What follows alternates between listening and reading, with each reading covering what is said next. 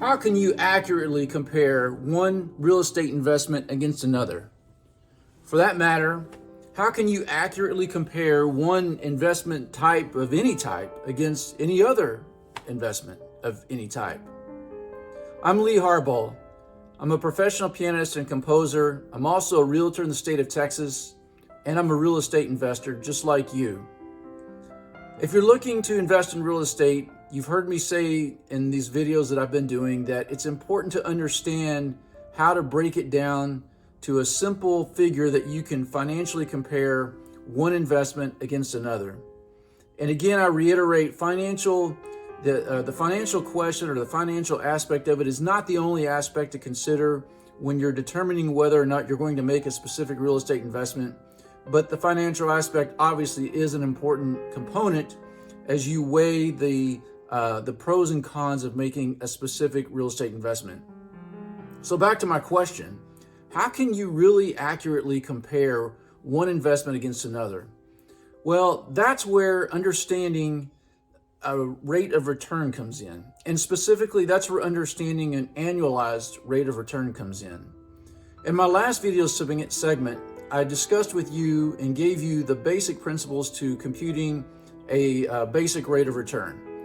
And I said that in that video, that was all fine and well, but in the world of finance, and in this case, the world of investing in real estate, understanding compounding returns is the most important component. And specifically, understanding annualized rates of return is important. So let me just jump right into this. Compounding rates of return are really where the magic happens in investing. And that's simply because when you're getting a compounding rate of return, that just means that you're earning some rate of return, and it's the same rate is being earned year after year after year. If we look at this example here on the screen, let's suppose that we start with $100 here in year one. So we've got $100 that we're going to take and we're going to invest in something. And for the sake of argument, let's suppose that we're being given a 5% guaranteed return on that investment every year. So let's suppose this is a bank and the bank is being generous to us and they're going to give us a 5% interest on our investment every year, whether this is a CD or whatever, who cares? It doesn't matter what type of investment it is. Just let's suppose for a minute that the bank has agreed to give us 5%. Intuitively, you can see that at the end of the first year, you're going to have $105. And again, that's the simple rate of return that we went over in the previous video.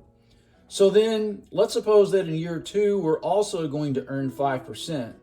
But in year two, we're not starting with $100, we're starting with $105.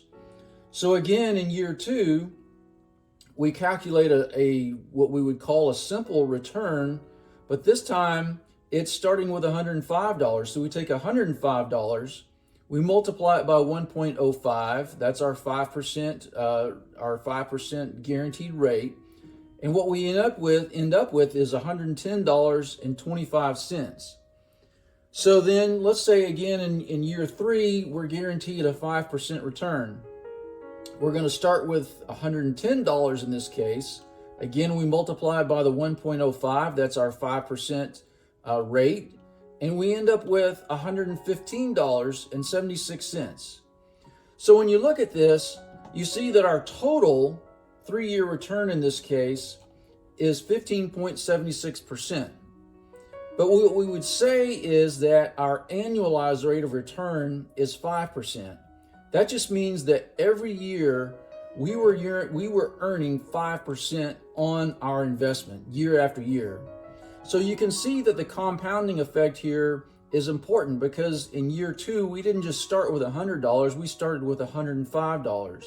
And in year three, we didn't just start with $100, we started with $110.25. So at the end of year three, we've made effectively $15.76.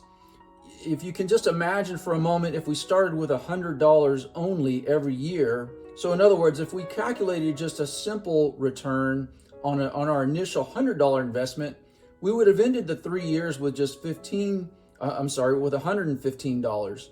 But the extra 76 cents right here comes from the compounding effect of this investment. So this is why compounding is important.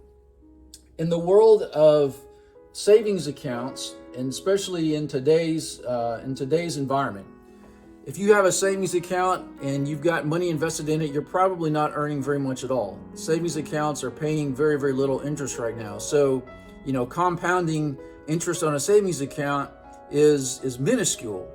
But when you're talking about a lot of money, a lot of dollars, like in a real estate investment, let's say you're investing $300,000.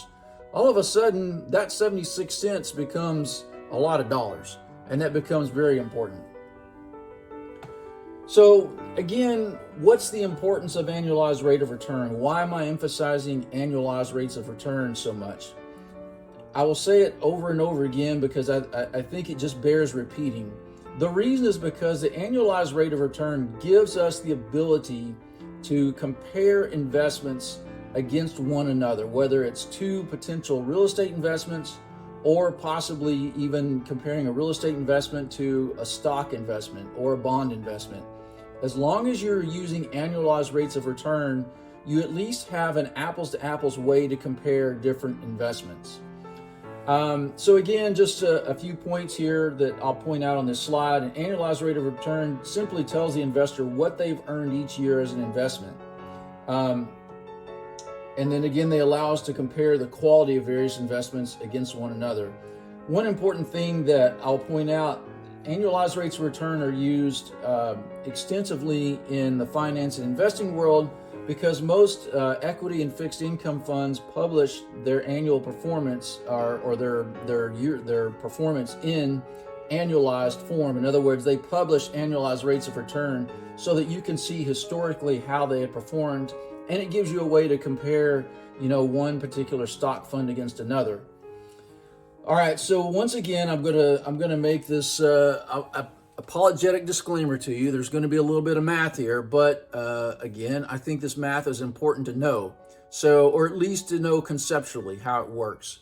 So, in terms of computing an annualized rate of return, the way we can do that is we take our ending value, which is represented by the letter E here in this formula. We divide it by the beginning value. We raise all of that to 1 over T. T is simply the number of years that we are holding the investment.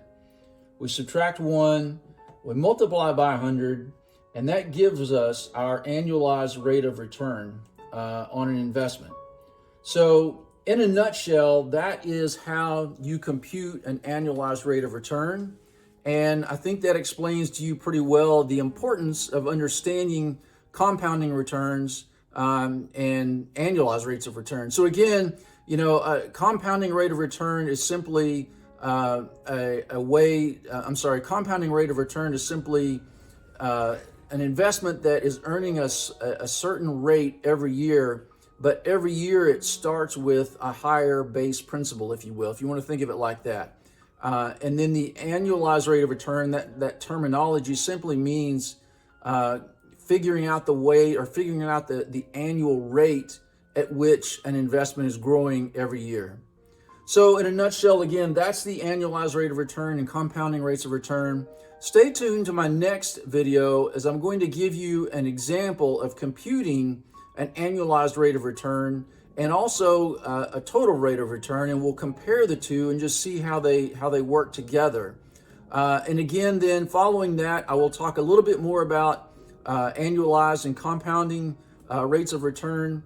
And then in about 3 more videos down the road, we will actually walk through an example of investing in a piece of real estate. We'll factor all these numbers in. Again, let me emphasize that all of the things that I've talked about to this point in all of these videos, everything from calculating the cost of repair to a home, to estimating the monthly cost of holding the home as a rental home, the cost of interest that you're going to have in investing in the home, assuming you're going to take out a loan. All of these things that we've talked about are going to factor into computing this annualized rate of return. So stay tuned for these future videos coming up as I go into more detail about this to help you understand better how to make wise real estate investment decisions. See you soon.